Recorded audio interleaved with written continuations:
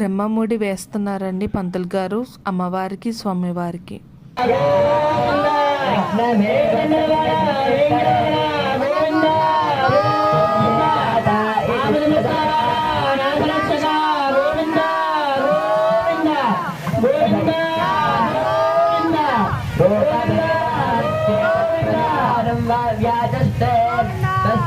క్షేయమానస్య నిర్వపామిదేవ యజ్ఞాయ చెప్పండి గోవింద